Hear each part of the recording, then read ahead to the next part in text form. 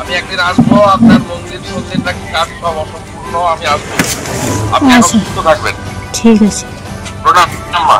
ঠিক আছে, আশীর্বাদ করবেন মা, আর সুস্থ থাকবেন। ঠিক আছে, একটু দাঁড়িয়ে যান না।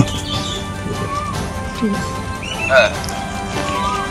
মালদা জেলা গাজলের রাষ্ট্রপতি পুরস্কার প্রাপক গুরুমা কমলী সোরেনের সঙ্গে ভিডিও কলিং এ কথা বলেন শুভেন্দু অধিকারী। কথা রাখলেন শুভেন্দু অধিকারী।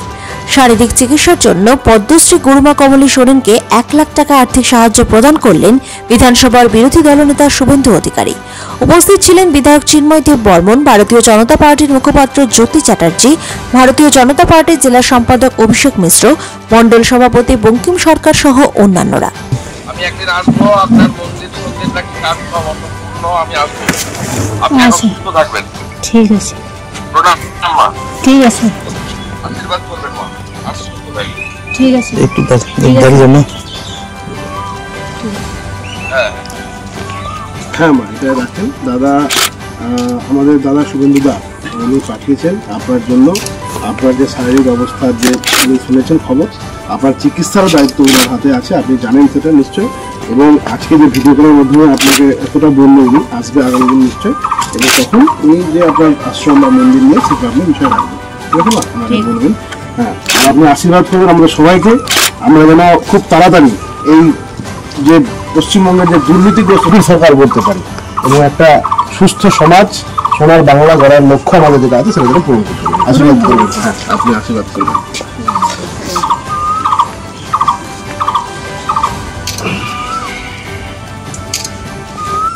মাননীয় বিরোধী দলনেতা, আমাদের যে গাজলের গর্ব, পশ্চিমবঙ্গের গর্ব মাননীয় কমলিনী সোরেন মহাশয়া, আর উনি পদ্মশ্রী পেয়েছেন আপনারা জানেন। সে তার শারীরিক অসুস্থতার কারণে তাকে আর্থিক কিছু সাহায্য তিনি পাঠিয়েছেন। সেই সাহায্য দেওয়ার জন্য আজকে আমরা আর ওনার বাড়িতে এসেছিলাম। ওনার আমাদের মাননীয় বিরোধী দলনেতার দেওয়া সাহায্য এখানে পৌঁছেছি ভিডিও কলের মাধ্যমে। আর মাননীয় গুরুমা কমলী সোরেনের সঙ্গে আমাদের বিরোধী দলনেতা শুভেন্দু অধিকারী কথা হয়েছে এবং তিনি আশ্বস্ত করেছেন যে তার সমস্ত রকমের অসুবিধার সমস্ত বিষয় তিনি সরেজমিনে এখানে এসে গাজলে পৌঁছে তার বাড়িতে পৌঁছে দেখবেন এবং আগামী দিনে ব্যবস্থা নেবেন। আমরা গাজলের এসছি একটি প্রত্যন্ত গ্রামে। আমাদের গুরুমা, পদ্মশ্রী পুরস্কারপ্রাপ্ত গুরুমা কমলী সোরেন, তিনি মাঝখানে দীর্ঘদিন ধরে শারীরিকভাবে অসুস্থ ছিলেন। আমাদের মাননীয় বিরোধী দলনেতা শুভেন্দু অধিকারী বারংবার ওনার খোঁজ নেন এবং কলকাতায় নিয়ে যাওয়ার জন্য আমাদেরকে উনি জোর করেন, কিন্তু গুরুমা যেতে রাজি হন না। তো ওনার এই আশ্রম বা ওনার শারীরিক অসুবিধা এই সমস্ত মিলিয়ে আমাদের বিরোধী দলনেতা কিছু আর্থিক সাহায্য পাঠিয়েছিলেন আমাদের হাত দিয়ে। আমার সাথে দাদার অফিস থেকে আছেন জ্যোতিদা, আছেন দীপঙ্কর দা, আছেন আমাদের গাজলের বিধায়ক মাননীয় শ্রী চিন্ময় দা আছেন এবং এই অঞ্চলের আরো বিশিষ্ট গুণীজনেরা আছেন।